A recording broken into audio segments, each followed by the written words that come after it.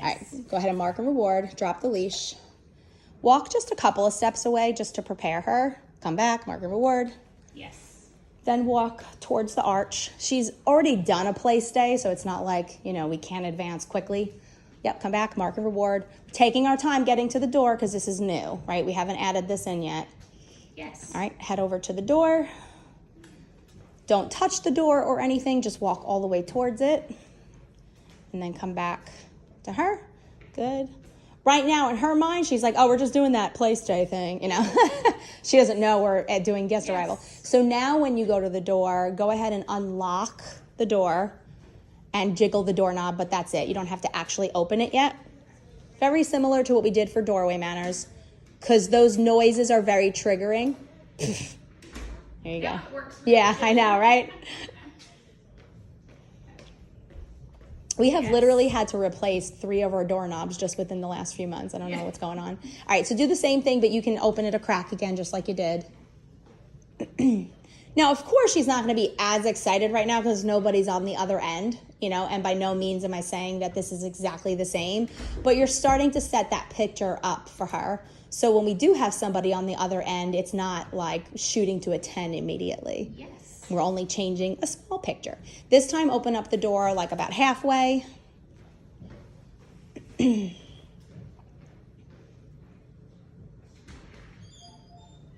come on back.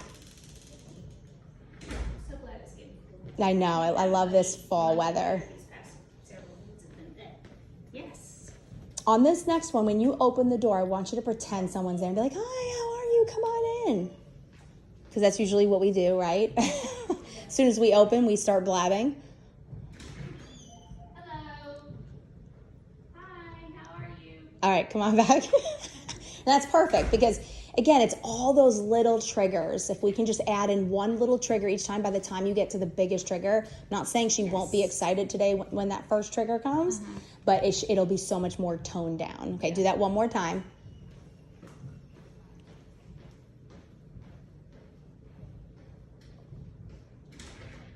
Hello. Hi, how are you? Come on in.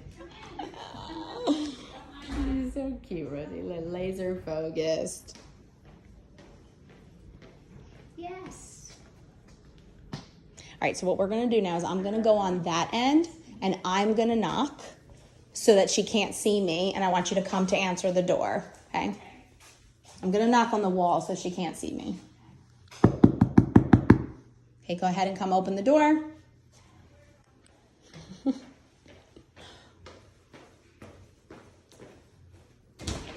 Hi, how are you? Hello. Thanks for having me. All right, go ahead and mark a reward. Watch. That's good. We don't mind watching. Yes. Now I'm going to go on the outside of the door. Your daughter sneezes in there. And that's okay. And you can mark and reward during moments like that. No petting. Oh, sorry. Do you see how she went like that? That was an indicator like, Mom, don't touch me right now, right? It's not like you're really bothering her. We just don't want to make the experience negative right here. She's just so focused on you giving her food that she's like, I'm trying to do my homework, Mom, and you're distracting me. All right. My dogs do it to me too. Don't feel bad. So I'm going to knock on the door. Open the door for me, okay?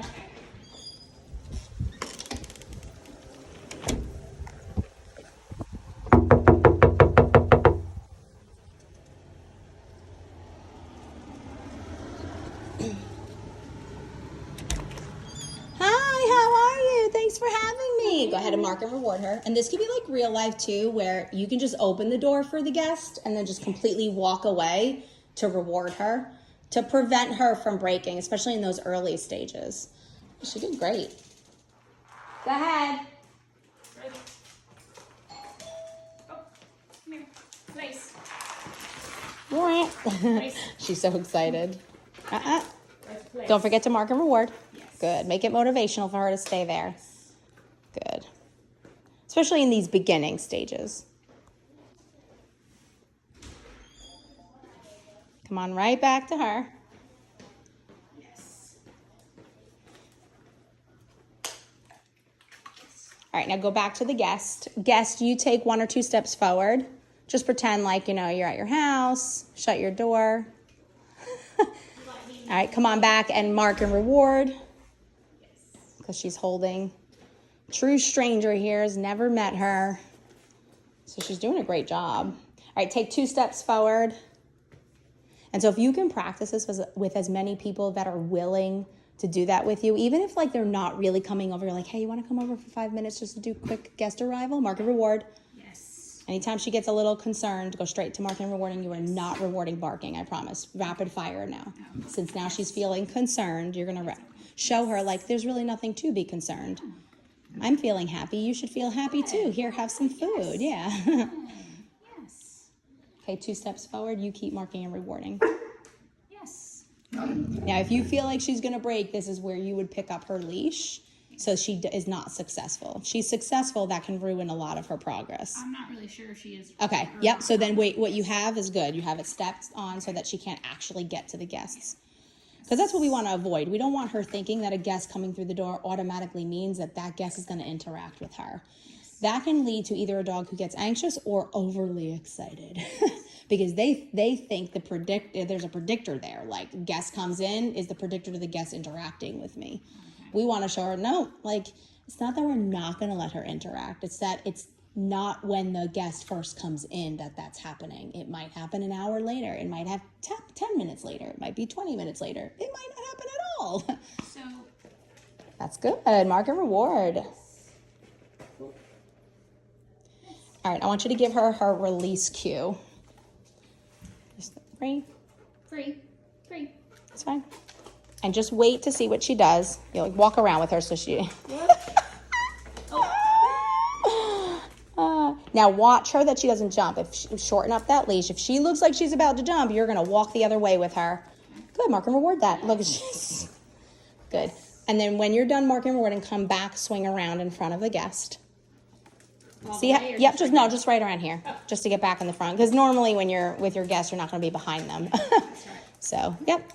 And you can tell her Free. Free, Rosie. Free. Just once is good. Yep. And let's see what decisions she makes.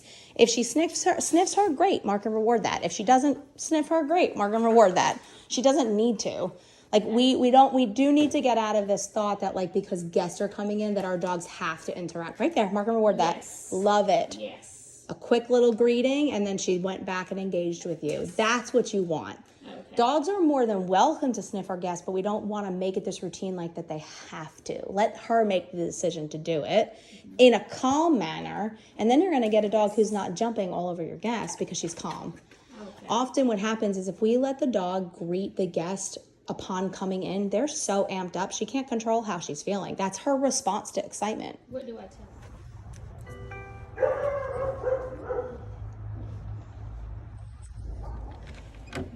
Go right back to her.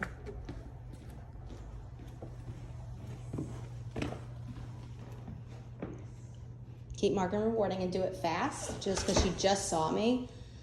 So we want to keep her motivated to stay on that cot since this is new for her. And do you care if I'm recording?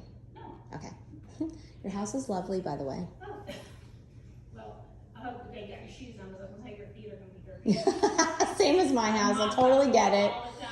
Totally get it. Good man. It's so hard. Our floors need to be redone so that good girl.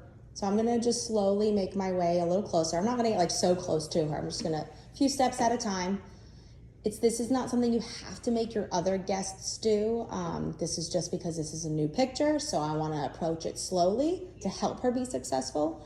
But then when you have people come over, they can just come straight in and go to where they would normally go, but you would stay there and continuously mark and reward her until you feel like she's calm. But again, remember, it's never going to be you get off the cot and immediately go greet. We want her to lose that perception. She's doing freaking awesome, by the way. Oh, is she? Okay? This is fantastic. Is she going crazy? Was she? No, like right now. Is she going crazy? No. And she just did a little bark and didn't sound like a struggle. It sounded like you got her on place fairly easily. Now, I think I recalled her before she saw there was a person. Yeah. That's okay. That's why I said the leash. Like, that's very normal for a dog not to come to you in that moment. So that's why I specifically said, like, keep that leash on her, because that's going to be hard for her to do. That's not something she's used to doing. Yeah. And it's like, you know, she just hit that level of excitement. So that might be something that we practice even without people on the other end, just ringing that doorbell and practice having her recall and then come to the cot.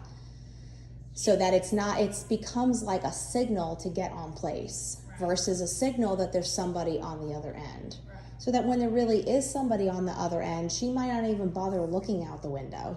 Or I know you might be able to see someone walking up, but she might be more willing to just go straight to this because she knows the predictability behind the activity. And she did great. Like, she wasn't crazy. You opened the door on your own. Yeah, and then we're gonna have, there's my little barkers back in the back. Yeah, I see the dogs running. Yeah, that dog, baby doesn't bark. They run, but this one, little German Shepherd and another golden back there, bless his heart, he just barks all the time. And then if Milo's upstairs with Abby, but if Milo's out there, you think they're having a major dog fight. Yeah. She doesn't That's really rough. do it as much. If she's out there alone, she just goes out there and plays. Yeah, and every dog is different. You have some dogs that have a higher arousal rate, some dogs that are more insecure. Yeah. And sometimes for dogs, barking through a fence, it's barrier aggression. Oh. So they're so incredibly frustrated because there's a barrier there. Yeah. Even though they could technically sniff each other through the slats, they just get so frustrated and it turns out looking like aggression. And sometimes it can turn into aggression. Yeah. Most of the time it's not. If you were to literally lift up that fence, they might be fine. I know. You know? And I, we thought about, like, should we let Milo? Of course, Milo's not going to be here forever because she'll be moving out. I want you to grab her leash and do the same thing we practice at my house, where you're just going to walk around with her. Don't let her think that coming off of the cot means she's going to greet the guest. Yeah, that's fine. And keep her more focused on you. Oh, look at her. So you can go ahead and release her. Put this down. No, you're just going to release her from the cot. It was hard because you were saying free, but you had the food in your hand. So that's a good example of how sometimes they pay more. Rosie. Yeah, they pay more attention to our body language than they do our verbal cues. So you got to be careful you're not giving mixed signals. Here's Dad. So this is So. another distraction. That's okay. Go ahead and just mark and reward her. Yes. You got it. Hello there.